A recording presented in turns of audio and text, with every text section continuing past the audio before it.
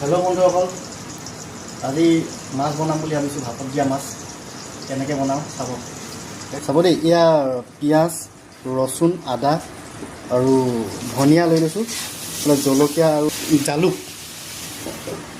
গোটেইখিনি বস্তু একেলগে দেখাই লৈছোঁ। আৰু আদা ৰচুনখিনি খুন্দিব লাগিব। এইখিনি গোটেইখিনি লৈ ল'লোঁ। এতিয়া এইখিনি দেখিছে নহয়, এইখিনি মাছ, ইয়াৰ লগত হেনাম। এতিয়া কেনেকৈ বনাওঁ সেইটো দেখাওঁ বলক। আদা ৰচুনখিনি খুন্দি ল'লোঁ, মিক্স কৰি পিঁয়াজখিনিও দি দিছোঁ।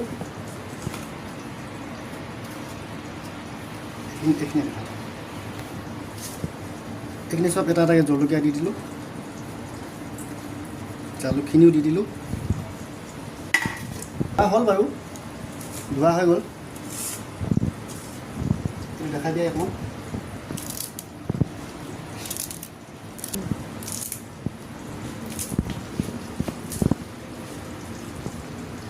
এইখিনি হৈ গৈছে। ইয়াত এতিয়া অকণমান নিমখ দিব লাগিব। হ'ব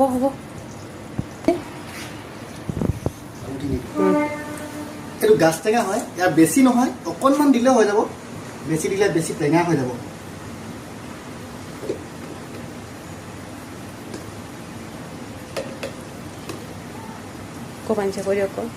ইমানকণ দিলেই হৈ যাব।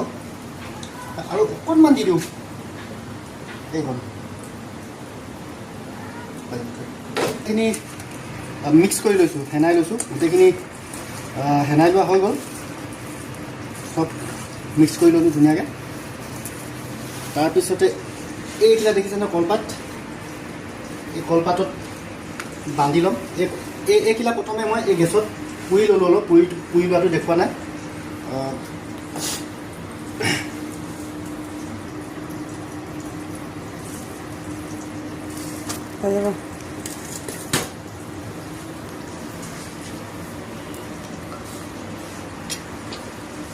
পাতটো অকণমান কমাই দিয়ক আকৌ।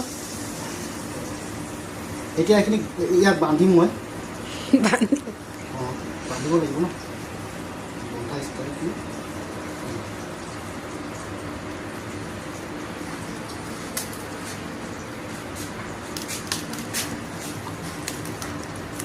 কলপাতখিলা পুৰি ল'লে এইটো হয়, এতিয়া ধুনীয়াকৈ মানে মেৰিয়াব পাৰি। ইয়াত বান্ধিবলৈ সুবিধা হয়।